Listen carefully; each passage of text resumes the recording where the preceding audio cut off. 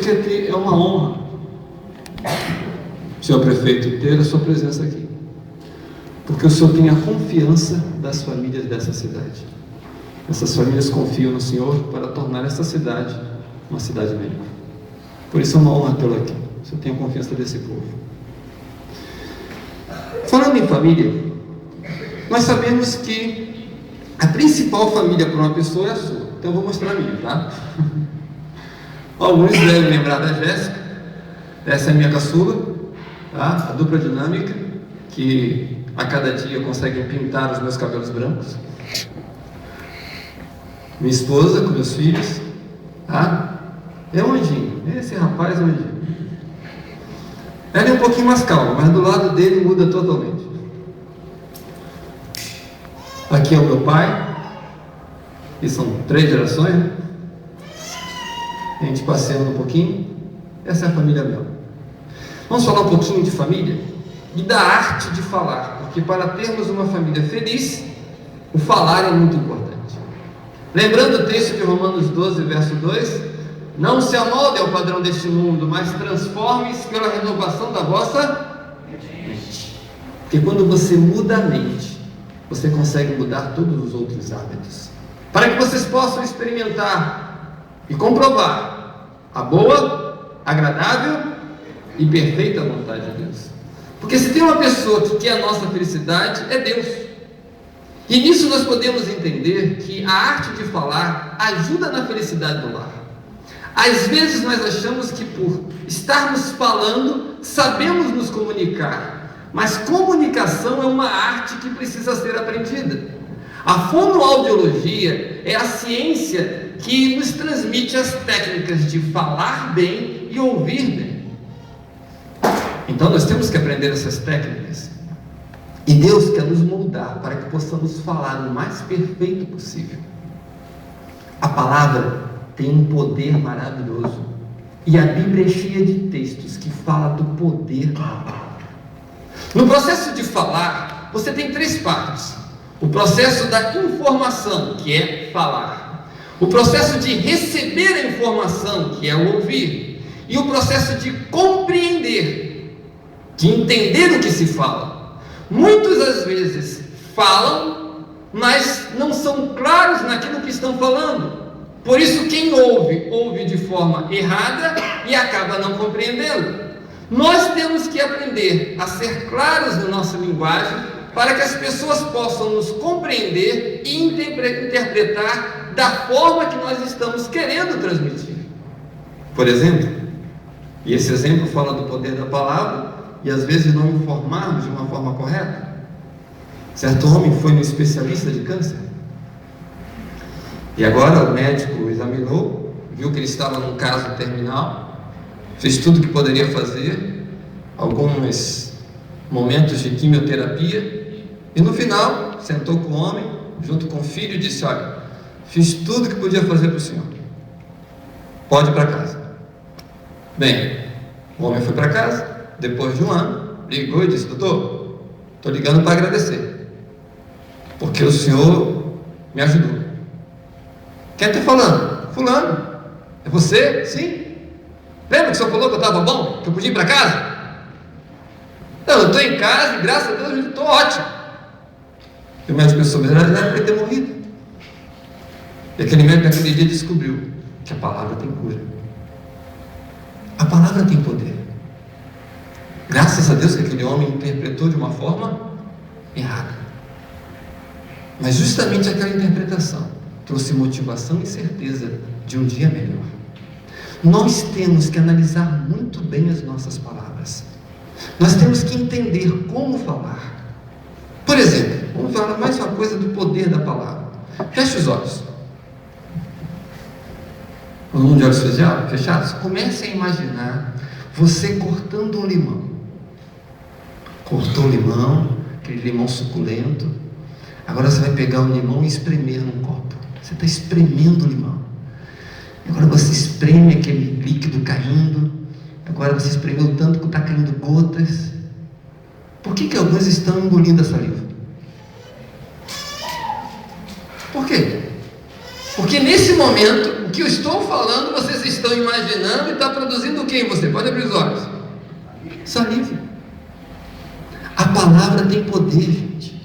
E nós temos que aproveitar desse poder para construir e não para destruir. Certa irmã chamada Lucinda, ela é lá da minha igreja. E as pessoas não gostam de visitar a irmã Lucinda. O pastor vai lá, e eu fui. E ao chegar na casa da irmã Lucinda, eu vi algo interessante. Uma velhinha de 85 anos, e ela começou a conversar comigo. Ela falou que o seu pé estava doendo porque ela tinha tal coisa no pé. Ela falou que a sua perna estava doendo porque ela tinha tal problema na perna. Ela falou que os seus olhos não estavam enxergando direito porque ela tinha catarata. Ela falou que às vezes ela tinha isso, dor aqui, dor ali, dor acolá. Eu fiquei 1 hora ouvindo sobre dor. Você voltaria lá? Eu entendi por que as pessoas não queriam ir na casa da irmã Lucinda. Você gosta de ir na casa de alguém que fica reclamando o tempo todo? Não gosto. Eu fui sincero, não? Bem sincero. Sabe, nós gostamos normalmente de ir na casa de pessoas que, sabe, brincam, conversam, falam de coisas boas. Aí você vê que a palavra te ajuda ou te deprime. E a pessoa que só reclama normalmente vai nos deprimir. E a gente não gosta de ir. Eu continuo indo na casa da irmã Lucinda, porque eu sei que aquele é o momento que ela quer desabafar. Ela não tem nenhum parente. Todos os seus parentes morreram há muitos anos atrás de uma doença. E só sobrou ela. E quando eu chego lá, eu sento, porque eu sei que ela vai falar. E ela fala 1 hora sem parar. Depois eu pergunto, posso ir embora? Pode, então tá bom. Para ela fez bem falar. Só que é uma idosa, a gente tem que compreender. Mas nós que somos jovens, nós precisamos só reclamar da vida? Não. Por isso o poder da palavra é muito importante. Certo homem estava no trabalho e de repente por nada recebeu uma bronca do patrão. O patrão revoltado, aliás, o homem revoltado, quando foi para casa almoçar, por nada deu uma bronca na esposa. A esposa, não entendendo o motivo da bronca, agora quando estava lavando a louça do almoço, porque o esposo já tinha ido trabalhar, quase que a empregada deixa cair um prato, mas segurou a tempo. E ela deu uma bronca na empregada. A empregada, então, não entendendo o motivo da bronca, porque nem quebrar o prato ela quebrou, ao ir na rua jogar o lixo fora, ela viu um cachorro deitado, dormindo, e deu um chute no cachorro.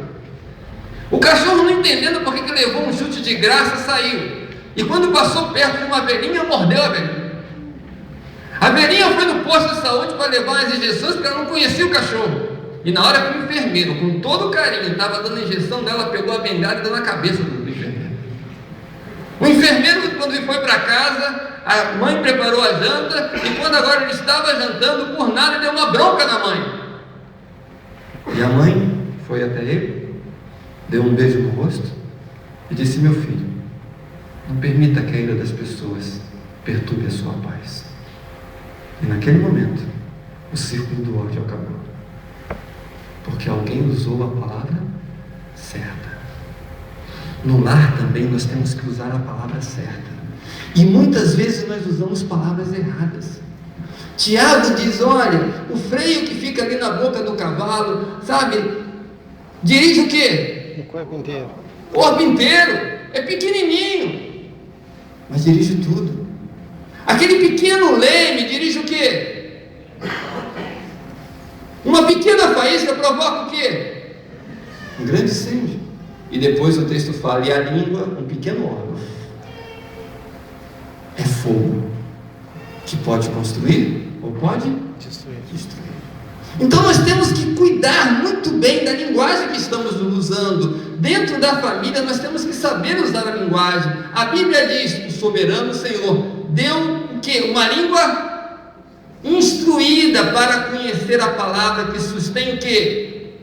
A palavra deve edificar, a palavra não deve destruir as pessoas. E infelizmente às vezes nós usamos a palavra de uma forma errada. Então, meça muito bem as palavras que você está usando. Tem pais que traumatizam os filhos. Diz para os filhos: menino, você está acabando comigo. Olha, quando eu morrer, não precisa nem ir no meu enterro, porque quem me matou foi você. Tem pais que falam isso para o filho: você está me matando aos poucos. Gente, isso traumatiza. Tem um certo menino que eu vi isso do pai, que quando o pai estava dormindo, já idoso, ele ia lá e colocava o dedo embaixo do nariz, porque ele estava respirando. Será que eu matei meu pai hoje? Sabe, tem pais que traumatizam. Certo garoto, pequenininho, tinha medo do escuro. Daí o pai chegou e falou assim: olha garoto, para de tirar a roupa da porta. Não pai, não estou